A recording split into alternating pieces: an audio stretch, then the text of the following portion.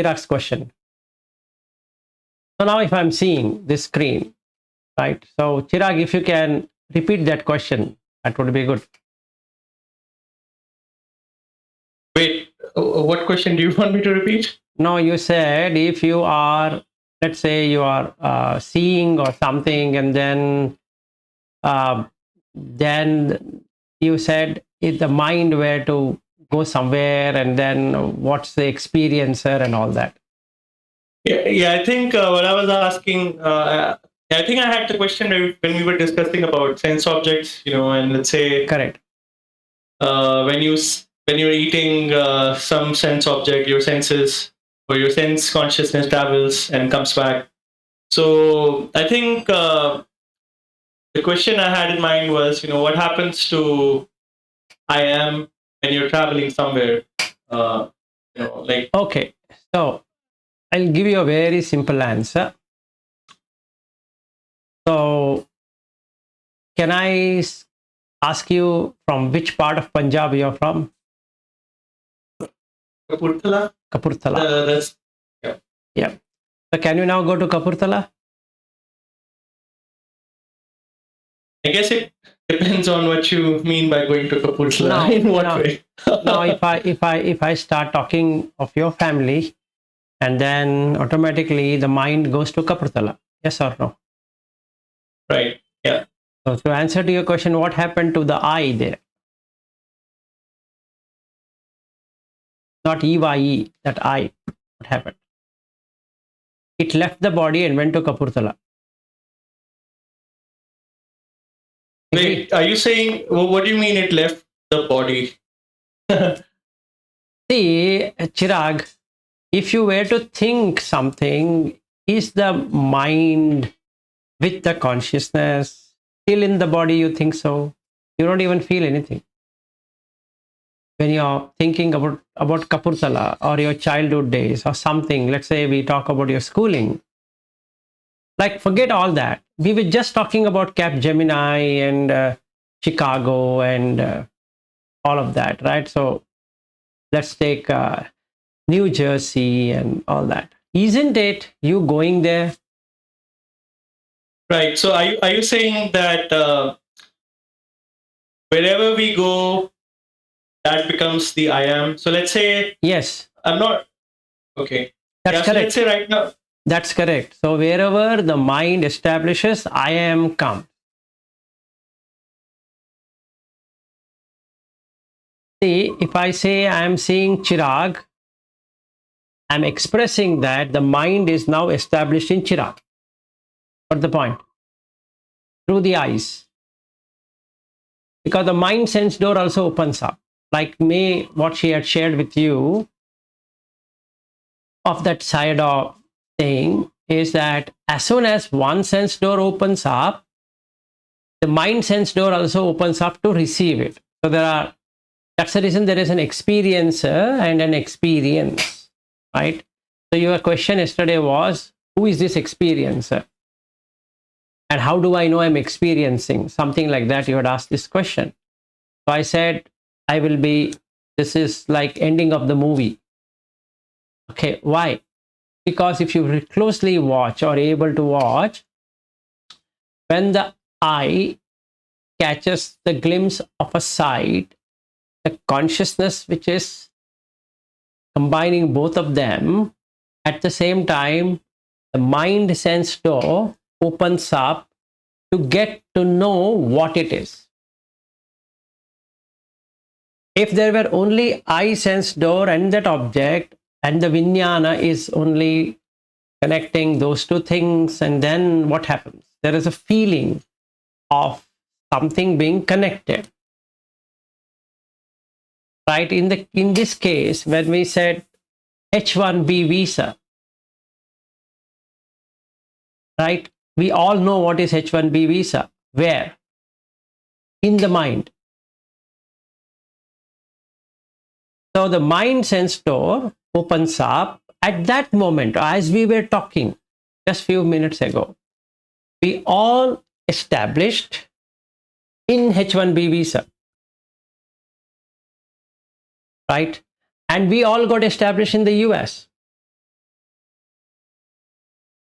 You forgot that you are in the US, or rather, even before you joined, we were talking about this. So, even though Aryu is sitting in the US, if I talk about Chicago, his mind establishes in Chicago. If we talk about New Jersey, the mind gets established in New Jersey, right? So, what happens to the I, the person I? The person goes to New Jersey now, or goes to New York, goes to wherever it is, leaving his body here.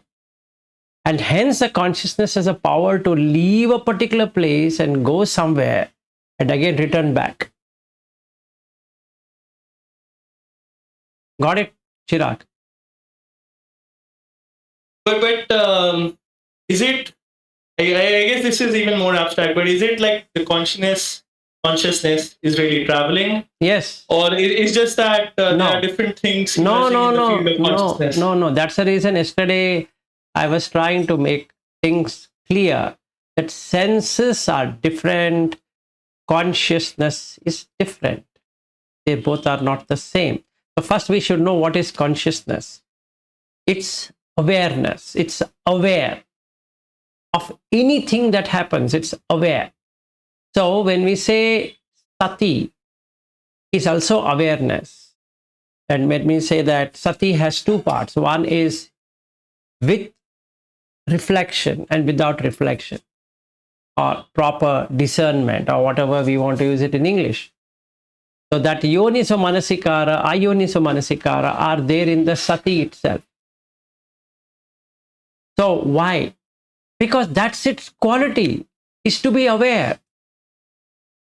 That's the basic thing about what we can say consciousness. So when I say Chicago, you're indeed going to Chicago. Yes or no? Yes, Chirag, go ahead. So it seems to me that consciousness is like a lamp. So let's say the entire world is darkness. Yes. And let's say consciousness travels to a certain location, it lights up, and then you become aware that, I'm in this location. And suddenly you take the lamp to a different location. Then you forget that you were in that previous location before, and you come to this new place. And now you're aware that you are in this new location. So exactly right. Wherever the consciousness is, that's its inherent quality, that it brings awareness to whatever is around it. Absolutely true. You picked it right. So when I say, where were you born? Or what's your, what we can say, home place? And then you would say Kapurthala. Who became aware? Chirag, can you answer that? Who became aware? You can say, I became aware. Right, I became aware. I means that consciousness became aware that it's Kapurthala. So at that moment, San Francisco is gone. At that very moment, it has ceased to exist in San Francisco and waiting in Kapurthala. So if somebody were to ask anything on Kapurthala, it is going to produce that result of Kapurthala. So if I say, ask you, Chirag, can you explain to me about your childhood days? And then the chitta mind brings all the memories and plays it. Yes, Chirag, go ahead. Okay, so now I have a follow-up question. So number one, what is the relationship of consciousness to I am, or I am as in like the intention? For example, if I say that consciousness travel to Kapurthala or travel to US, why does consciousness have to obey? Like what makes consciousness travel from one place to another? Like who decides it? There is nobody to decide. That's the quality of consciousness. It's like asking why I was born, because the consciousness wanted to exist. There's no I there. So there's no owner to say that how did consciousness decide like that. Consciousness doesn't decide. It just gets established. Wherever there is food, it gets established. So if Kapurthala is there, it gets established there. If you say there's San Francisco, instantaneously it drops Kapurthala and comes back to San Francisco. But isn't there someone who's moving that No, lamp? You know, no. The consciousness itself knows where to go. Isn't it true or false? Okay, the reason I'm asking this is maybe I'm confusing something. So let's say when you're meditating, right? When you're meditating, there are different fields of, let's say, sense objects that are trying to, come into your consciousness. But you, because of your intention, you decide that, okay, I'm not follow this trail of thoughts, or, I'm not going to go in this direction. I'm just That is going within the to- consciousness only. That is within the same consciousness. So it can discern, or it can be in wisdom, or it can be in ignorance. Both are there in consciousness. It's not that somebody is sitting there and making it conscious what should be done and what should not be done. It's a figurative way of saying that you should do this, you shouldn't do that, but you is that consciousness only. There's no you other than that consciousness.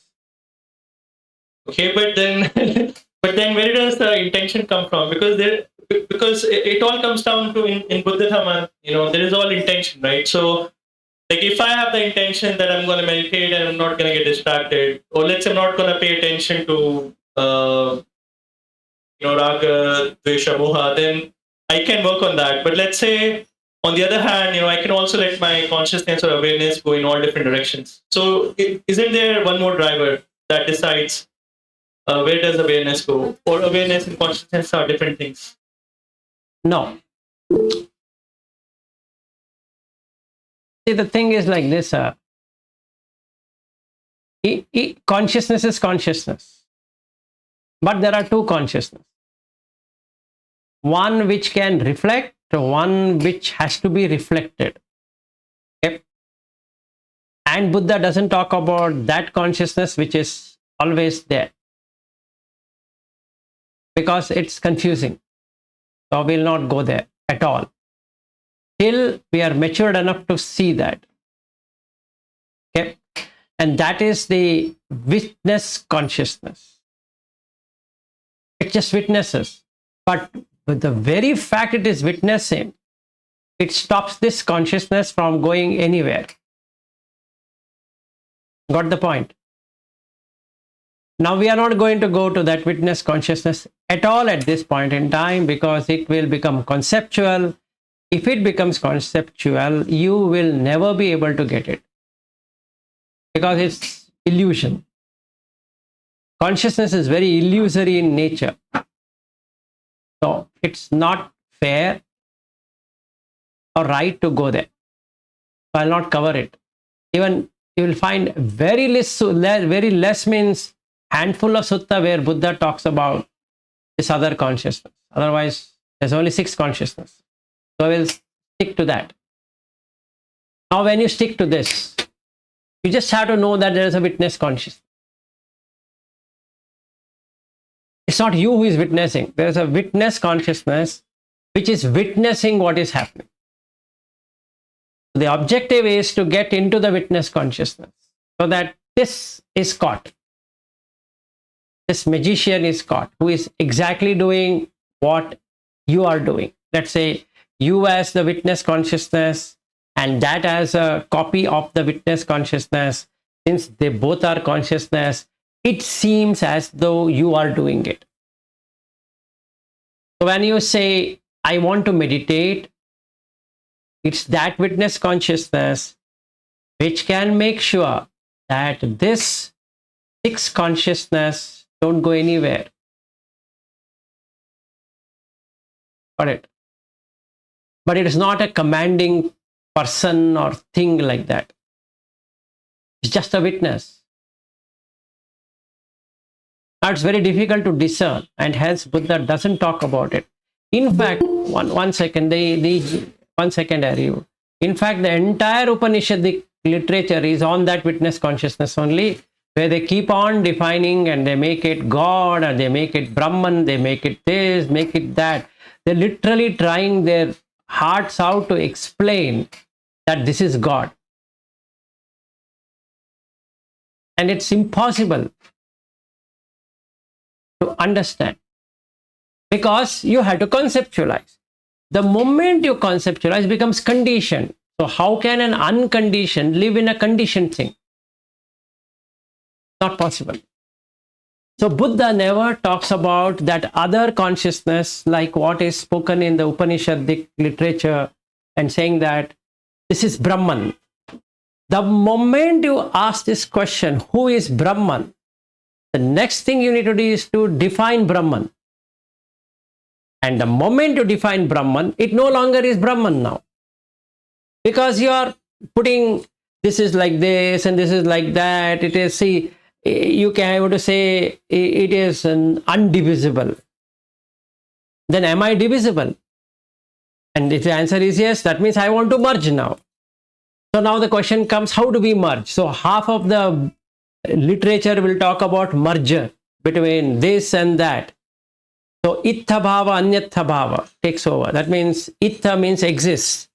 So Brahman is the only thing and nothing else. And anyatha bhava is that no, there's nothing called a Brahman or anything.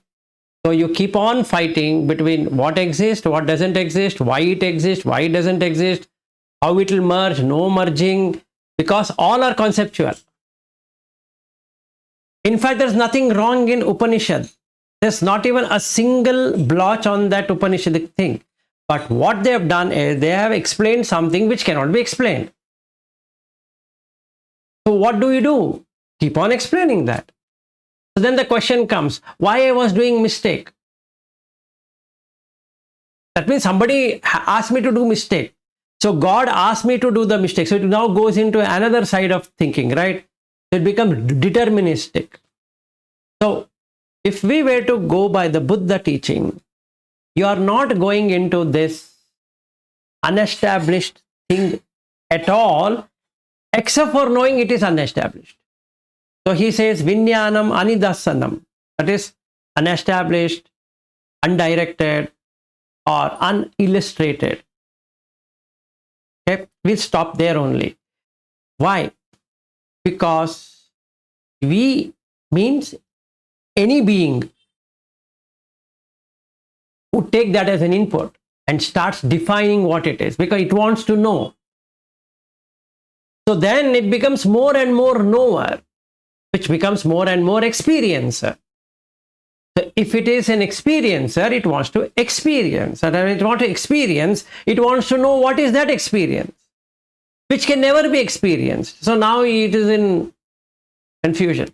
So when we say jhana, meditation, you are going by the normal way, normal course. Ultimately give it up. Because it's conditioned. First jhana is conditioned, second jhana is conditioned, third jhana is conditioned, fourth jhana is conditioned, like that. And all the 8 jhanas are conditioned. So Buddha says it is anicca, viparinami, dukkha, viparinami. Why? Because that which is witness has got nothing to do with what jhana you are doing, whether you are doing first jhana, second jhana, or whatever jhana, it doesn't matter. So then we can ask this question, then who is directing it to do jhana? Nobody is directing. But this witness consciousness, if this consciousness, which one? The 6th consciousness, in that the 6th consciousness, which is the mano-vinyana, where to see this unestablished consciousness, it starts reflecting what the unestablished consciousness is and hence corrects it. Because it has consciousness, it has awareness. The unestablished also has an awareness. Established consciousness has a feeling, whereas unestablished consciousness doesn't have any feeling. The established consciousness has perception. The unestablished consciousness doesn't have any perception. And established consciousness has an experience. The unestablished consciousness doesn't have an experience. So what basically lets the difference between an unestablished consciousness and established consciousness is just awareness. Nothing else. Yeah, Chirag. So I think I've not come across these concepts before. Established consciousness and unestablished consciousness, and It is there. Correcting It is there. Hold on a second. If you look at Bhagavad Gita, it says anirdeshya, which means unestablished. And in Buddha Dhamma, it is called as anidasana. Nidasana is to illustrate, to establish, to say here it is. Whereas unestablished means you can't pinpoint and say here or there. If there is a here, then there should be a there. If there is neither here nor there nor anything in between, that is Nibbana. Yeah, Chirag, go ahead. Yeah, 1 second, are you? Let me finish with Chirag. I don't think I raised my question, but you also mentioned something about correcting, one of them correcting the other, right? No correcting the other. It's like you, okay, give me an answer. You're driving on a freeway. You find a signal. What would you do? Did the signal come and tell you stop? But the very fact there is a signal which has red light, you stop. In the same way, there is a police or a sheriff parked, the car is parked. So you are more than 70 miles an hour. Automatically you reduce speed. Did the sheriff or the police come and tell you that, please, you are going faster? No. How did it happen? Because somebody is a witness there. So the moment there's a witness there, it automatically corrects it. You got the point, Chirag? If you have not, yeah, go ahead. Yeah, go ahead. But would you say it's because there is a witness there? Yes. I mean, I'm just thinking, so let's say driving through a traffic light and seeing the red light and stopping. I mean, my sense is that happens because we have been conditioned. Let's say we have encountered those situations again and again, and somebody has taught us to stop at a red light. So it's sort of all part of the programming, So a witness only sees this happen. The witness, it's conditioned. That's correct. But the witness makes sure that you don't do wrong things, because there's a consequence. Okay.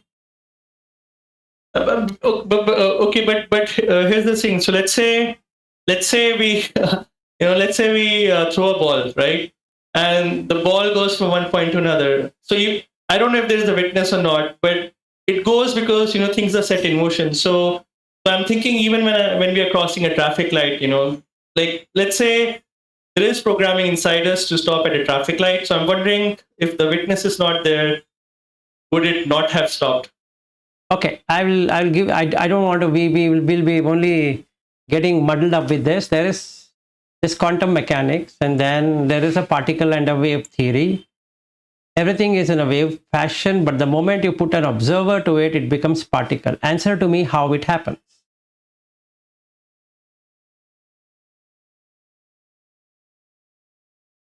How? I mean, in quantum mechanics, it happens because of an observer. Exactly. That is the same thing which is happening here. The moment you bring an observer means witness. When you put a witness there, it will correct its course. And there is no creator to correct that course. So then, since I don't know it, I will say God has corrected the course. Yes, sir, you go ahead. You've been poorly asking so many times. Okay, go ahead. No, I was just thinking, the first time since you mentioned, is it similar to a thief seeing himself in the mirror? Because the witness is the mirror. So the thief, once seeing himself in the mirror, it corrects itself. Yes. See, basically, whether I am a thief or I'm watching or whatever it is, like this camera, I'm on camera. Am I not aware I'm on camera? So when there is an awareness that somebody is watching, the consciousness corrects itself, right? Why? If we could go through quantum or quanta, it means multiple. You can't pinpoint and say this is the reason why it happened, but you can deduce from there. So if in that typical double slit experiment, what has been done, the atoms or the electrons which are fired are going in all directions. So sometimes it goes in linear, sometimes it goes in non-linear, sometimes in both. So you get the double slit there. Means it is entering in a way it actually has two slits. It decides, I will go through this, I will go through that, I'll go through in between. So what Buddha says, na idha, na hura, na ubhayam antare. So what is happening? These particles, electrons, are going in all fashion. So it creates a wave fashion. Now, to map it, to know what it is, you bring an observer. You put a camera there. And what happens? The double slit experiment becomes a single slit experiment where it just goes and hits at the same place, giving only one pattern rather than multiple patterns. Now, what it shows us?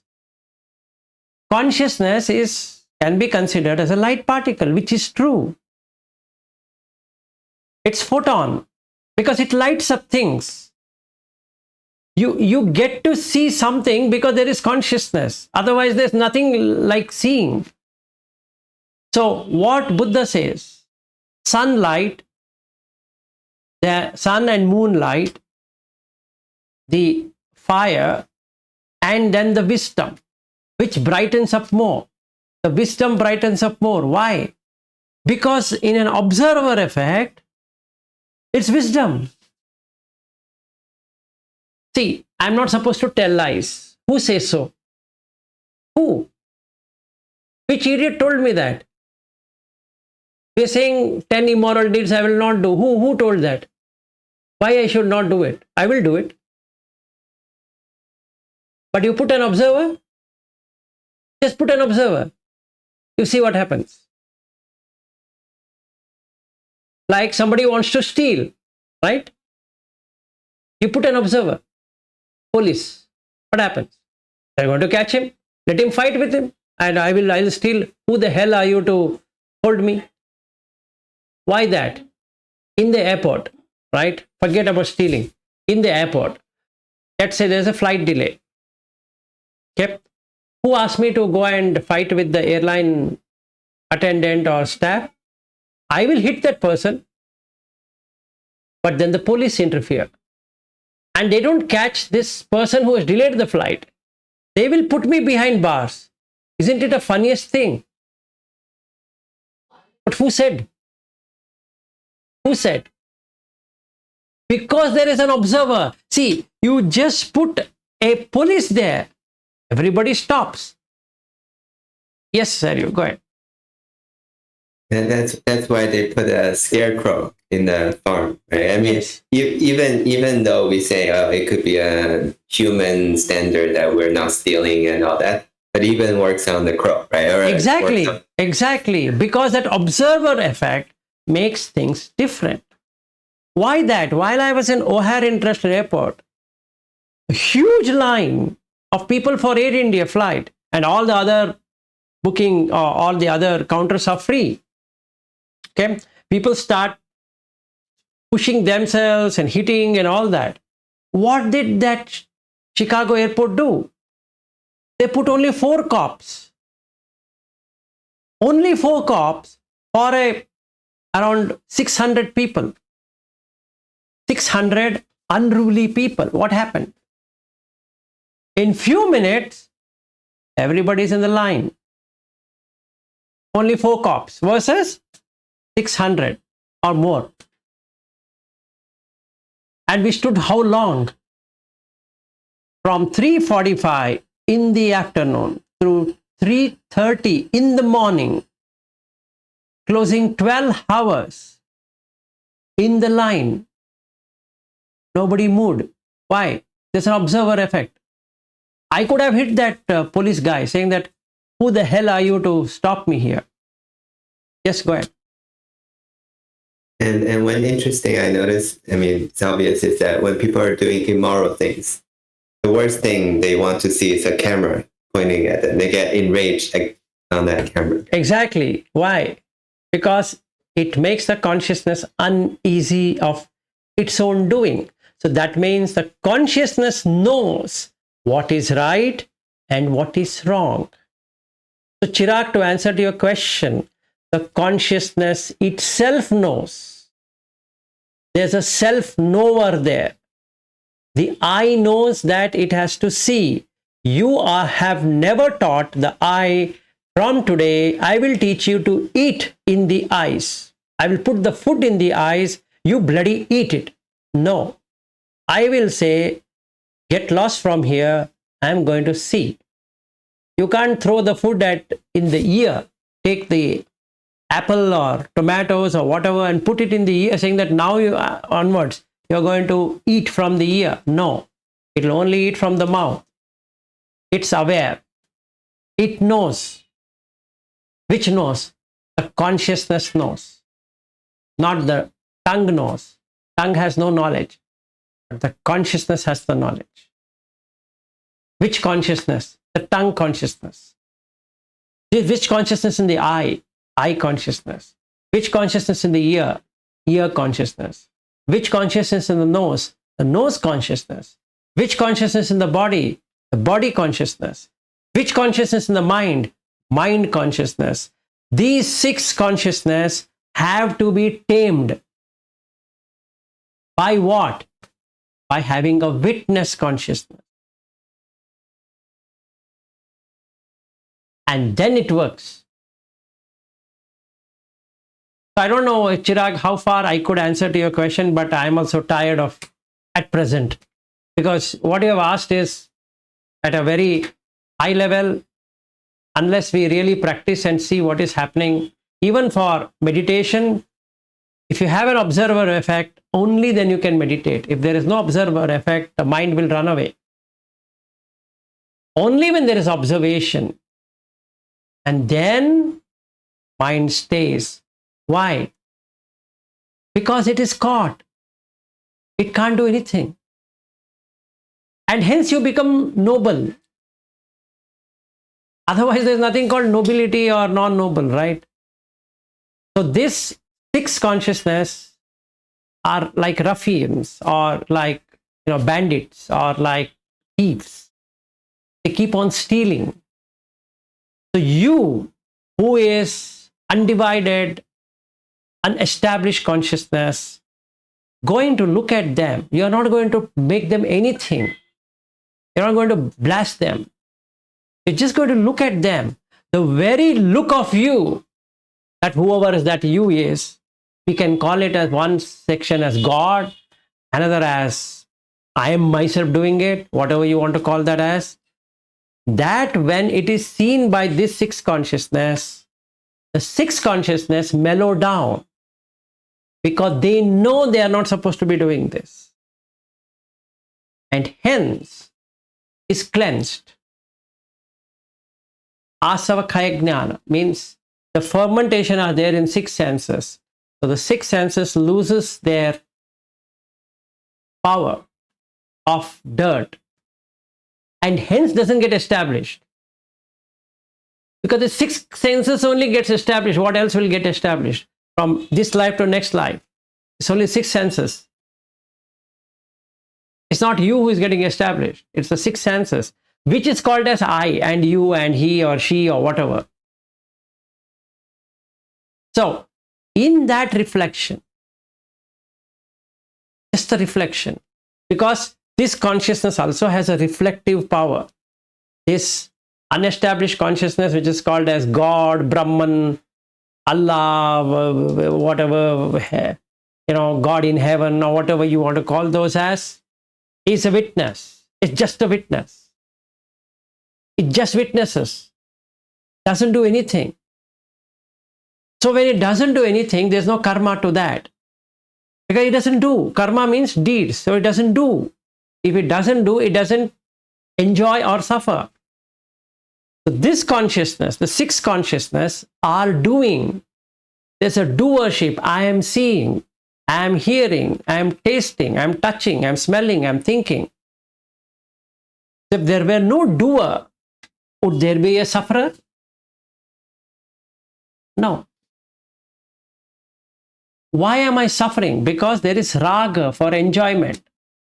something sukha is coming, and the six senses wants to get that enjoyment again and again and again and again.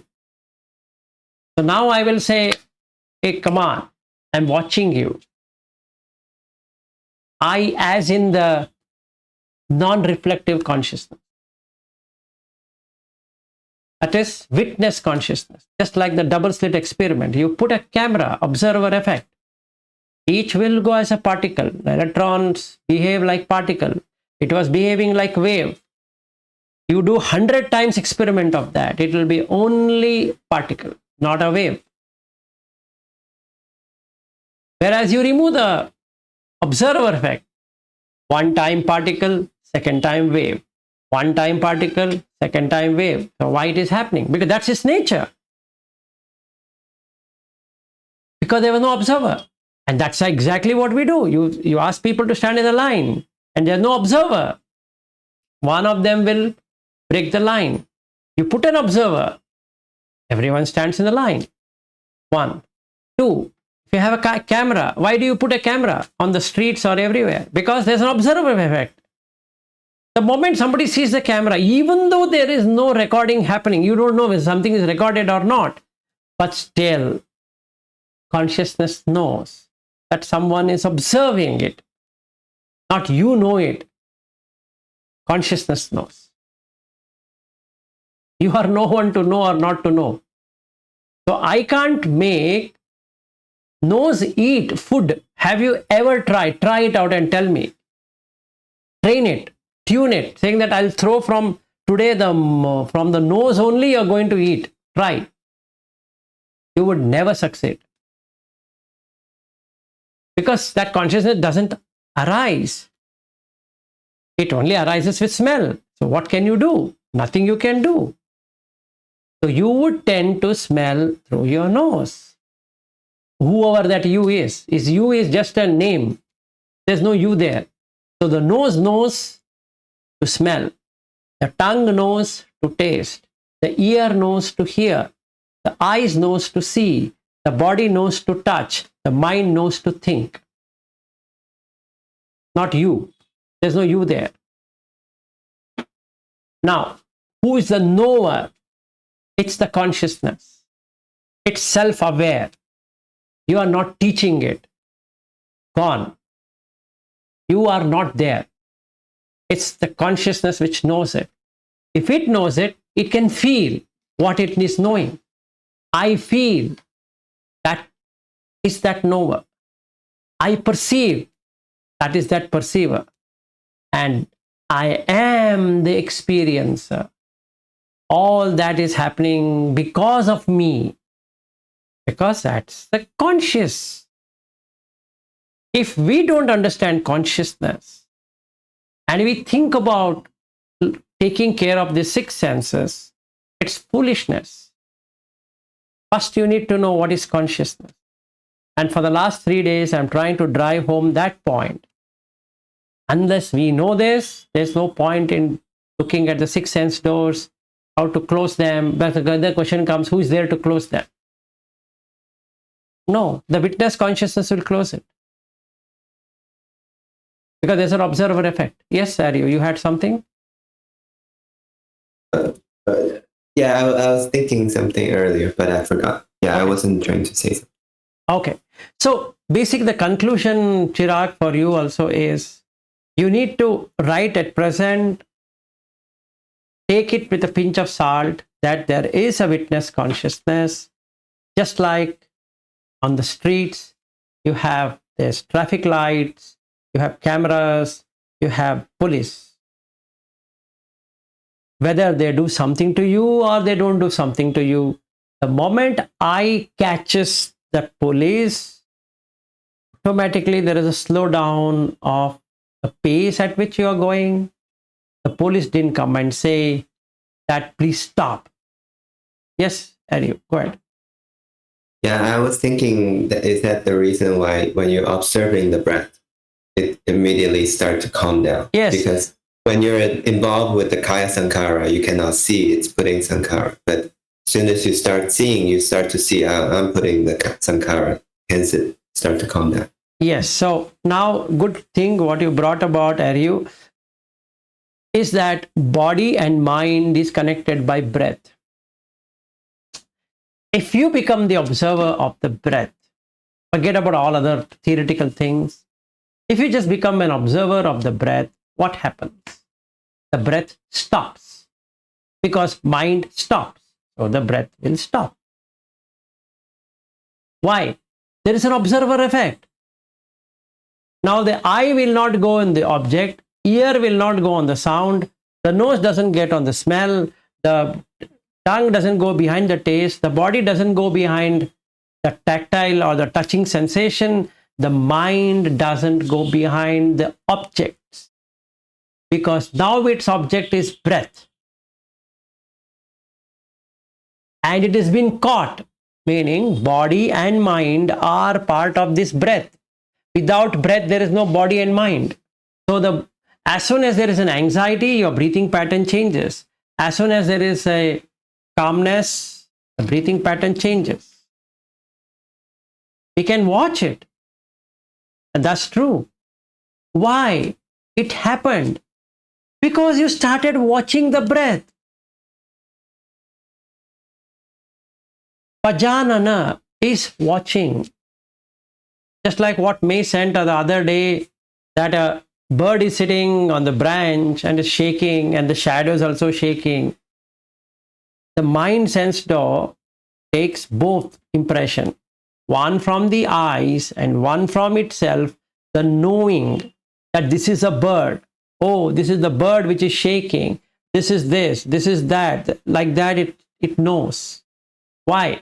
Like what Chirag said, it's already conditioned.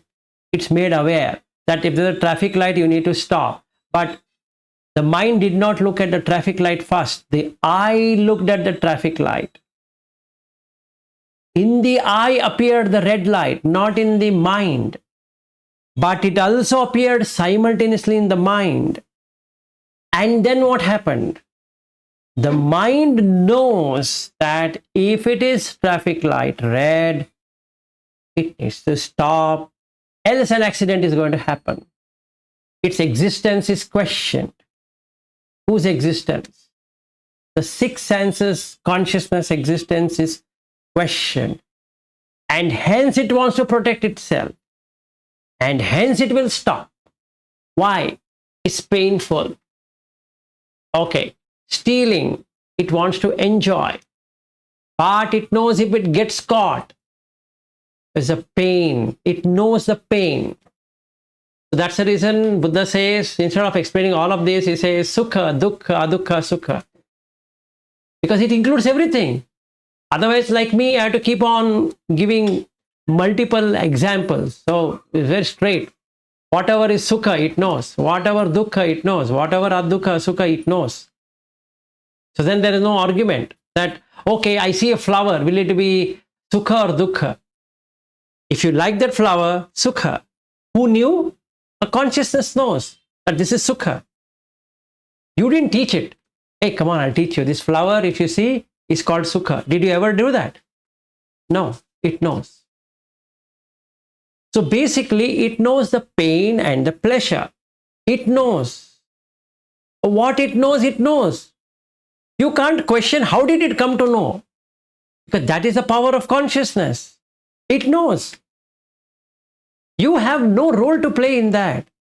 It's just a language, so calling I, you, me, this, that. But consciousness is beyond all of that. It doesn't care what you say, I know. I know. There are people who will be saying, I know, I know, I know. What do you know? That's just a word. I know. What do you mean, I know? He doesn't even know what he says, I know. And if you say something in the end, he says, I know. But if you knew, why did you ask me in the first place? But you want to connect two sentences, so you put there, I know. And if you are in US, for every line you're going to put one, I know. I know. What is it? What does that mean? If you knew that, why the hell did you waste my time in asking? Can anybody ask like that? But the consciousness will accept, oh, okay, fine. Because that's the conventional way of saying. So after a few years, that person keeps on, he himself will start to say, I know, I know, I know, right? And nobody cares what did he know, because if he knew, he wouldn't said that I know. It's weird, but that's accepted. Yes, are you good? So I was thinking of the relationship of the five senses and the mind sense, right? So in this 9 stages of chitta become like the vijnana khanda. There's this mana indriya, mana ayatana, right? It's the mind. It seems like the mind sense door is involved in all the other 5 sense doors from how we understand. Yes. So can you say the experiencer is always the mind? Yes. Right. You could say that, right? It's always the mind who's the experiencer. No. What May sent, you have to very carefully read that. It's perfect. What that Sayadaw has sent is perfect. It appears in both. Don't miss the one. It appears in both. And that's the reason I had given that dog on looking at its own reflection as an example. The dog is also there and the reflection is also there, and hence the problem. If only dog existed, there was no problem. If only reflection existed, there was no problem. Since the dog and the reflection both exist, the dog tries to see that there's another dog sitting there. So it first wags the tail and then it growls. Reason being that it's not getting what it wants. So when I see you, when you see me, or when Chirag sees me, I see Chirag, or when I see my wife and my wife sees me, it's 2 reflections happening. If it was only one, the problem wouldn't have been there. By now, we all would have been saints. No sinner. And because there are 2 reflections, I will first see this as my wife. Right? But what object has come is just an object. There's no wife out there. Like what Chirag correctly asked is that who knows that this is the police standing there? The mind is tuned to know that there is a police. So when he sees something, he sees the police instead of an object. So when I see my wife, let's say there was no wife, what I saw was an object, but is replaced smartly by the wife. So what happened? That object is removed. Which object? That human being is removed, replaced by wife. So from now onwards, I have wife instead of that object. So now in between these 2 magicians, I'm putting an observer. Hey, watch this. Hey, watch these 2 people. And then it goes to the basic. Basic is as human being. That's all. It's just a human being. Where's the wife? Where is the wife? I was told that's a wife. That's not a wife. Going to drive. We'll be back in. Okay, go ahead. So basically, we have to see this. When there is an observer, automatically this naming convention goes away. Because fake. Yes, Chirag, you're right that the traffic light happened in the mind. But it's also conditioned. But however, you know the pain. Dukkha, you know it. If you won't stop it, you know the pain. So when there is a traffic light, IEYE sees the traffic light and mind processes that, saying that, hey, you know what? There's a traffic signal.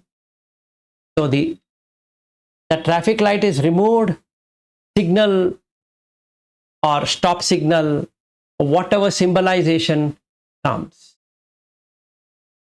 And when that comes, you stop. When there is green, you drive. Because you have been taught so. You means the mind has been taught so. But the reflection is happening in 2 places then. One is happening in the eye, another one is happening in the mind. So Nibbana can never happen then. because both are conditioned now. So you put an observer. When you put an observer, the mind sense door has all the five senses inside it. It closes off at once because it is corrupted. So there's Nibbana, non-establishment. Can you repeat the last part? Okay. See, now we will do it when I'm there in the US. I want to really teach you that. Anyway, so now if in the mind sense door, all the five senses are operating. Do you agree with that, Chirag? Yes. Okay. If the observer effect is on the mind sense door, that is what we call as God, or with God, Almighty, or whatever we want to call that as, and it is there on the mind sense door, the five senses withdraw. Okay. So then the mind sense door basically closes off the five sense door in itself. So it becomes unconditioned now. That's the end of it. That's Nibbana. It becomes unconditioned Yes. because it's not receiving any Inputs. inputs. Yes. Okay, I see. So See, it's like a closed feedback loop. Or not only that, no, see, it's like this. When you go to a deep sleep, are there any inputs coming from the five senses? No. Do you know, have you slept? No.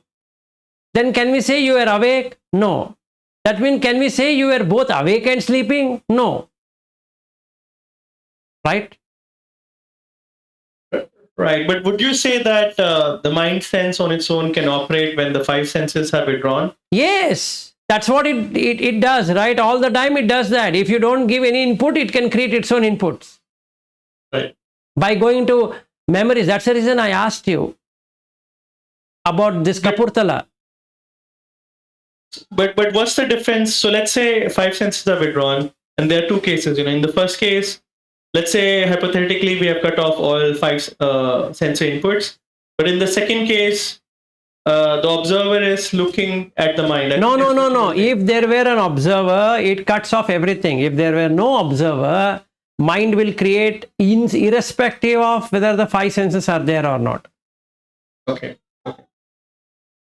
So you require to have the observer. But the observer doesn't cut off the mind sense. It doesn't do anything. Just the very fact there is an observer, this consciousness becomes smart. I see. Just yes, go ahead. Sorry, go ahead. No, you go ahead. No, so let's say previously you said that when there's an observer, there's a withdrawal of the five senses, right? Correct. But there isn't a withdrawal of the mind sense, though. The mind sees all withdrawal, so it becomes unconditioned. Now it's like this, Chirag. If you have seen the double slit experiment very closely, try that. There are a lot of videos on double slit experiment. Very good to see. How did electron become smart? When did electron started to become smart? That means the smartness, the intelligence was there in the electron itself, right? Correct, Chirag? Not sure. No, forget about not being sure. You see the double slit experiment, mathematically speaking also, right? Yeah. How does electron know? There should be somebody called knower, right? Yeah. Okay. So you agree that there is a knower there, correct? And what have you put? Yes. Yes, go ahead. Sorry, you go ahead. No. I'll just let you speak because I'm still forming my thoughts. Yeah. Okay. And knower of what? It knows that I can go straight, I can go into slits. I can go straight, I can go into slits. So one time I will go in this and one time I'll go in that. One time I'll go in neither. So I'll go straight, I'll go in this and I'll go in that. It's going. The moment they put an observer, a camera, what happens? It means it became smart. How? Who taught it? Who Who taught the electron to become smart? And you do the experiment 1,000 times, millions of times. It will be a particle, not a wave. And that's surprising.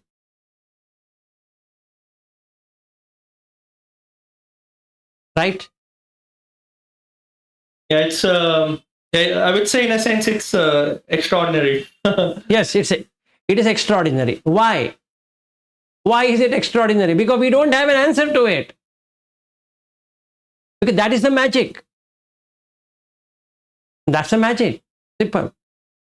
And that's the reason Buddha says, Maya upamancha vinyanam. This consciousness is like a magician. You don't know what it does. It establishes both sides. As an experiencer and an experienced. And there's nothing called as you. Whatever Chicago you're experiencing establishes Chicago also. Whatever you're experiencing as San Francisco, it establishes San Francisco also. And whatever you call as my home, that also will get established as my home. So it has both effects. The observer and the observed effect also. Since it is observing itself, doesn't do anything. It just behaves in the same way. But when you put an observer, an outside effect, this consciousness becomes aware. Oh, somebody is watching me. So it stops doing that.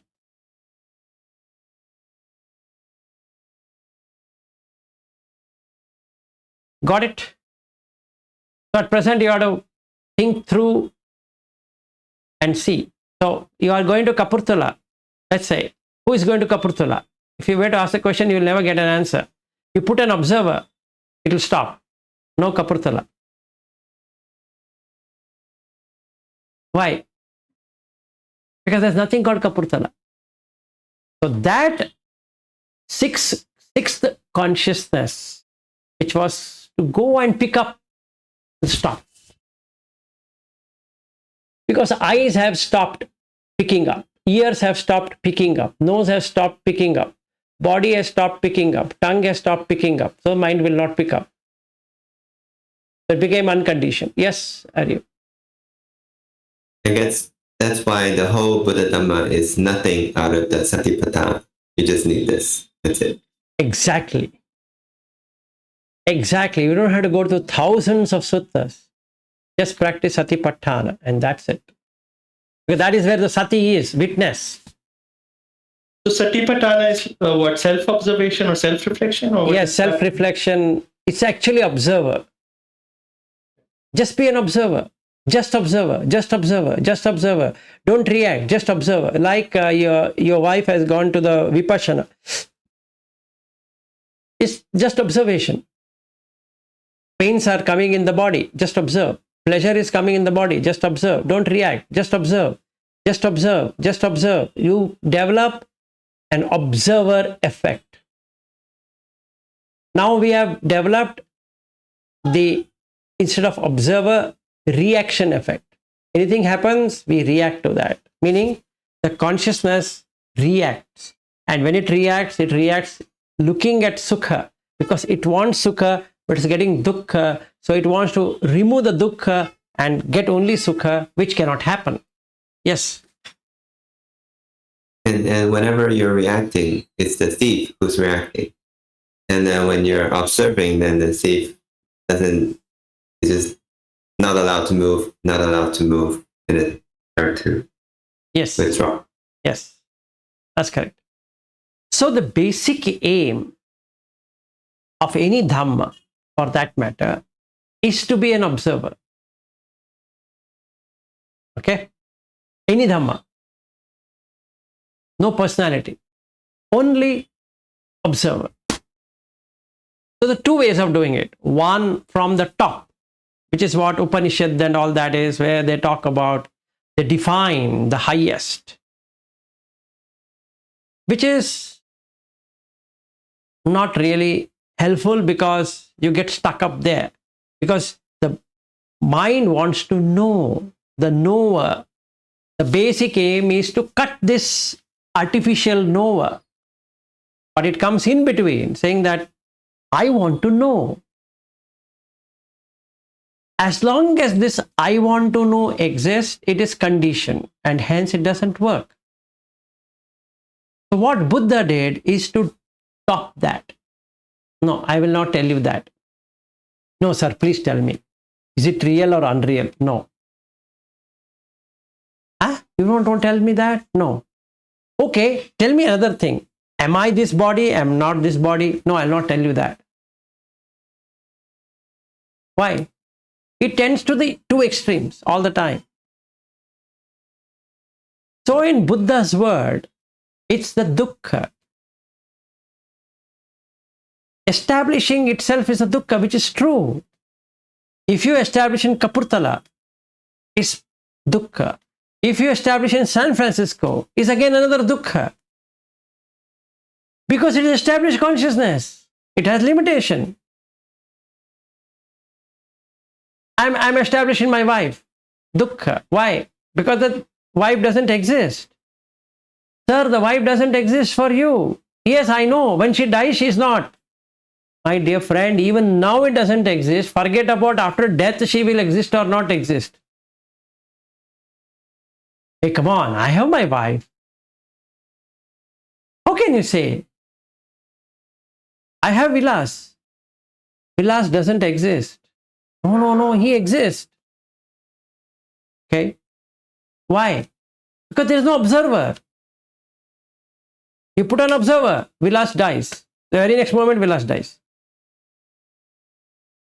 The very next moment. If that observer is very strong, Vilas will die. Pajanana happened. So the darkness went away, the light came. Why? Because of the observer. This consciousness was in ignorance. Now it is streaming with light. Pabhasaramidam chittam. The mind is now shining. Why? Because it lost this 6 senses it was associated. Now it has come out of that association. It became anidasana vinyana.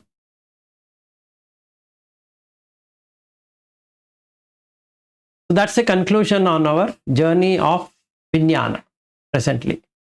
Unless we get another good question like Chirag.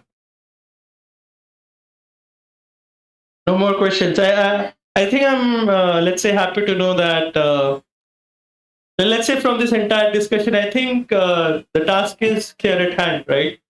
There's only a single task. And if you just focus on that, everything will reveal itself. Yes, you be an observer. Everything comes. Just be an observer. Don't connote anything. All that matters, Chirag, whenever I'm in the US, we three will go on a ride and I'll tell you which is conscious, which is conditioned conscious, which is unconditioned conscious. I forgot to do that while Aryu was here because we got detailed into something else. But this time we'll do that fun. We'll take consciousness itself and I'm there. It'll be fun.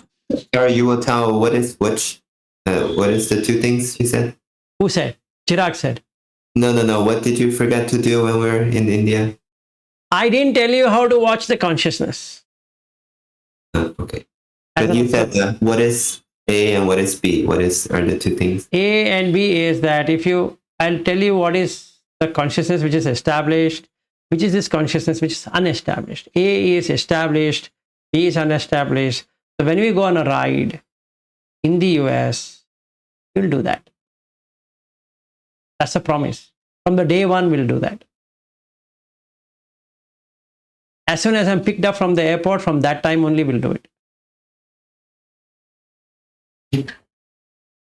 Okay, so that my visit doesn't go waste, and then at least you'll see the observer effect.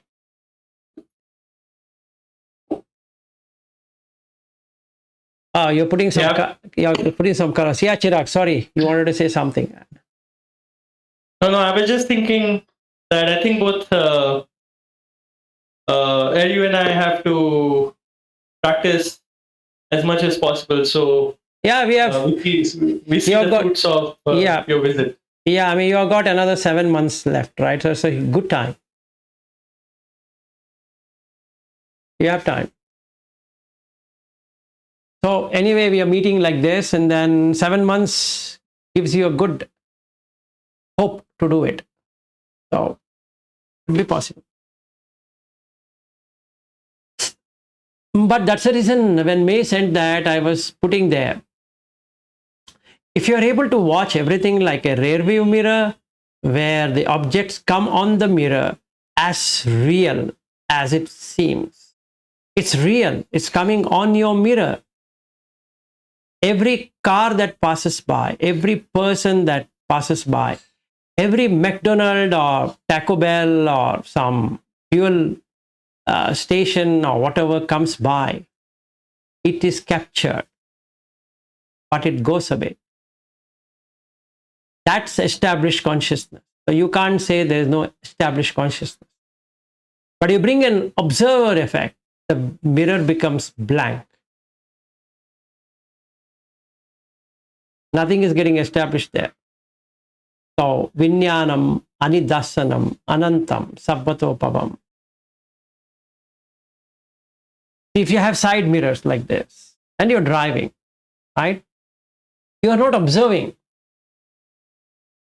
Isn't it that in the side mirrors, things are coming and going and coming and going and coming and going? Yes? Will you cry for the car which just passed by? No. A girl came, beautiful looking, with good features. She came, meaning you park the car and she walks by and you're watching. It came on the mirror and it left. What do? Nothing. Can you take that mirror and keep it? This is mine. And that's what is happening with all of us. Objects are appearing in the consciousness and is going away. They're not staying there. Only when you see the person, the mind will recognize this is airy you. If the person was not to be seen, there was no airy you. There was no San Francisco. There was no London. There was no nothing. Yeah, May, go ahead. I was thinking yesterday I had a song stuck in my head for a little while. I was thinking, what happens in that case? Is there like music reflecting off one of those mirrors? Yep, that's right. Yeah, so everything that is appearing to us is appearing like this camera. It's true, it's appearing. It's like, I'm speaking, it's appearing. I can't say there's no Vilas sitting there. But is that Vilas who's sitting in the camera? Can you show me in the camera that, here is Vilas? No. There's absolutely no Vilas there. Because when the camera is closed, Vilas is gone. And along with that goes all of this which is there in the room. And that's exactly what's happening with me. As that is happening, go there. So if I put an observer effect here, Vilas is gone. The mind doesn't latch on to Vilas. So what happens? Then the consciousness withdraws. Yes, Aryu. Yeah, I guess I'm just thinking about the mirror because it's such a small mirror. If sometime when you're driving fast, if you stare blankly, like what Sachin was saying, blank staring at the mirror, then you can see the coming and passing in that sense. Exactly. But if you're unmindful and then you start wondering, then the eyes start to pick up on objects. Then you got to stick to that. Yes. Once you got to stick to that, it's no longer seeing any passing. It's just, the tree is going by. But then it established in the tree. Yes. Rather than see the passing. Exactly. You're right. So can we practice like that is the question. Exactly like that. In every senses. In the eye sense, in the ear sense, in the nose sense, in the tongue sense, in the body sense, in the mind sense. That's established in the heart, which is called as Hadaivattu. So that's the reason I was wishing. I even wish today that all of you get to see that. It's just a reflector. There's nothing out there. We are making hard out effort to make it establish there. It doesn't establish.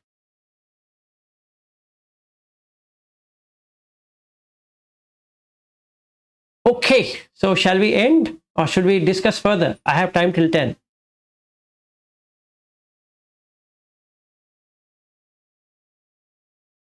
Yeah, Chirag, your microphone is on.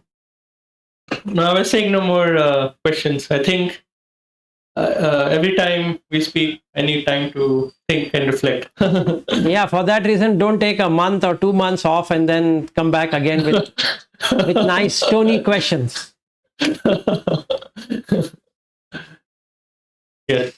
So come back early so that it is still is there. Because the more you delay it, you will lose it. So then again, you have to start from the beginning. Right. Yeah, you go ahead. Yeah, that's another thing after you mentioned this consciousness reflects whatever is there and it doesn't care.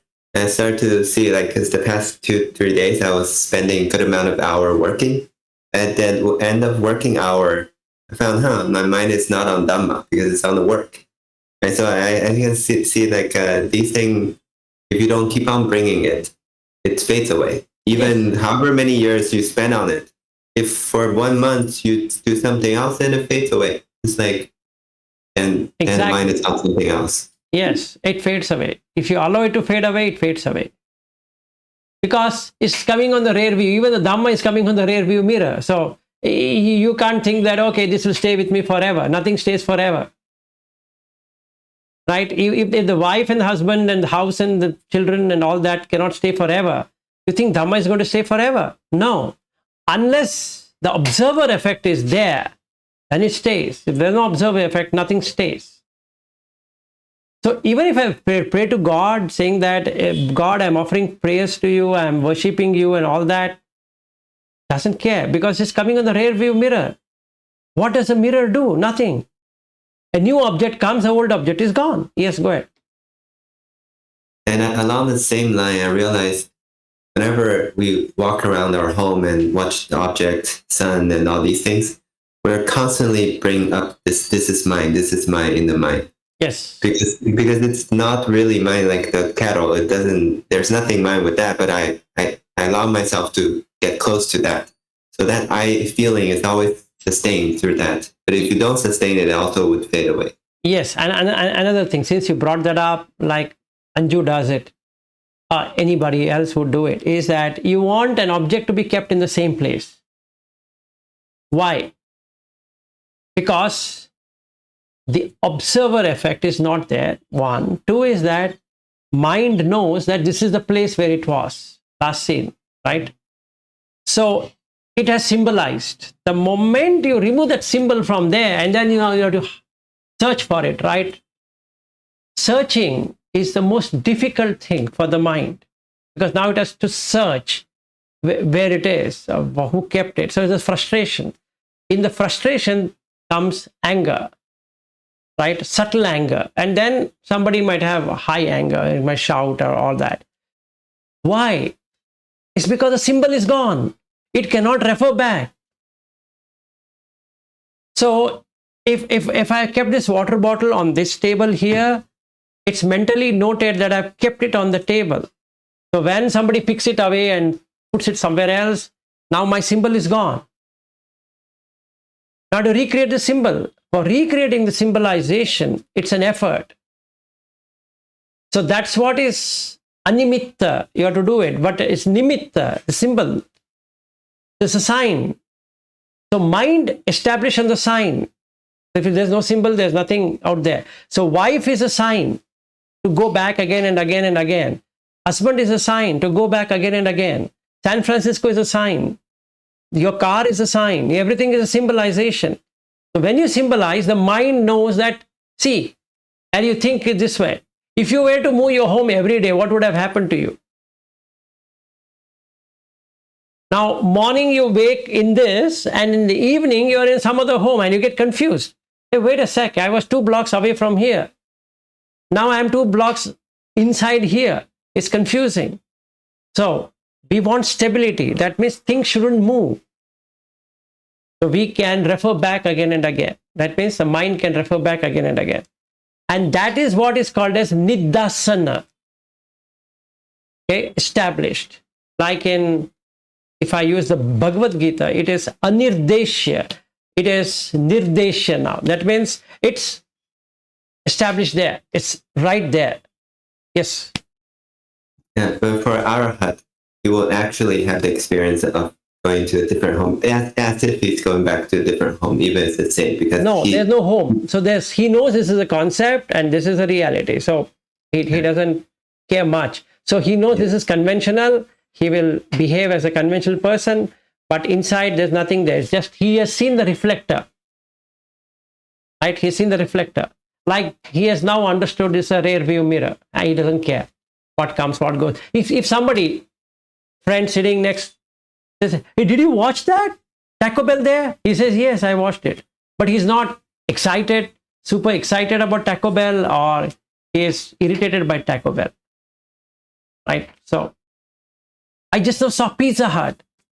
Yeah, that was Pizza Hut. Right, you are right. So, there's a huge difference. The excitement of Pizza Hut is not there. Right? And then in its place, just a calm, yeah, that's Pizza Hut. Oh, that's why. Oh, yeah, that's why. Okay, that's Harry. It's not that, hi, Harry, how are you? Oh, man, that won't be there, right? So that excitement is not there. In a sense, he's the most boring people in the world. Yes. No, he is boring for himself, not for others. See, he can manipulate, meaning manipulate in the sense that when he's in the outside world, he will just talk as normal human beings would do, right? But inside, there's nothing which is getting established. Anidasana, anirdeshya. And that is Nibbana. So the six senses are not Nibbana because they are getting established here, there, somewhere or the other. They get established from morning till evening till night. They just keep on getting established. See, take this. I want to go to a movie. Ask this question, who wants to go to the movie? Eyes would like to go to the movie. Ears would like to go to the movie. Tongue would like to go to the movie. Okay? Smell would like to or the nose would like to go to the movie. The body would like to go to the movie. The mind wants to add up all that experience and take that, I saw the movie. Right? Let's take another example. Let's take San Francisco International Airport is the best airport. Who wants to see? Eyes, ears, nose, tongue, body, mind. Do you want to see? No. But these six senses want to see. For some people, it's pretty obvious because wherever they go for food. So they're like, they measure the whole world by what food is here, what food is there. Exactly. So that is a predominant, right? That's a predominant. So that wants to enjoy. So it will pull the all other sense to. That's the reason in the Gaddula Sutta he says, 6 animals. If you don't tie them in a proper way, one of them will take all the other 5. Right? So like that. So you can see if you say Chicago, O'Hare International is the best airport. Where do you want to land? O'Hare, for sure. Even though there's a flight directly to San Francisco, I would say, you know what? I want to fly from Bangalore to O'Hare and spend a couple of days in Chicago and then I come to your place. Which looks idiotic. Why would you stay in Chicago? For what? No, I want to enjoy. What? Eyes, ears, nose, tongue, body. That's all. So that's the reason Buddha uses the word parato, some other, not yours, some other. So when Mara comes and says, where will you escape? He says, all these 6 senses are yours. Take it and go whenever you want. I'll give it right now. Take it. Who cares? And that's Nibbana. Right? Because it's never conditioned by the 6 senses. We have to learn this. We have to learn this. So Chirag and Ariu and everyone around here, you have cars, you have bikes, you have motorcycle. Just check the rear view mirror. You will literally see everything coming in that mirror. Everything. Observe. Be an observer. And that's it.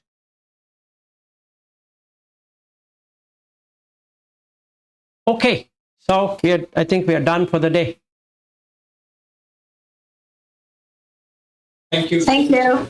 Thank you. And then meet you again, not tomorrow. Tomorrow I'm in the office. Yeah, if you're there, we can continue furthermore on this. Otherwise, some other day.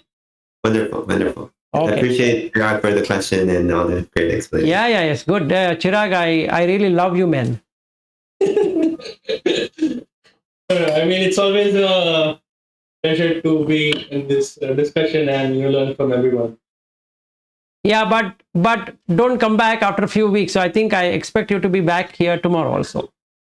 Okay, I'll try my best. Okay, all right.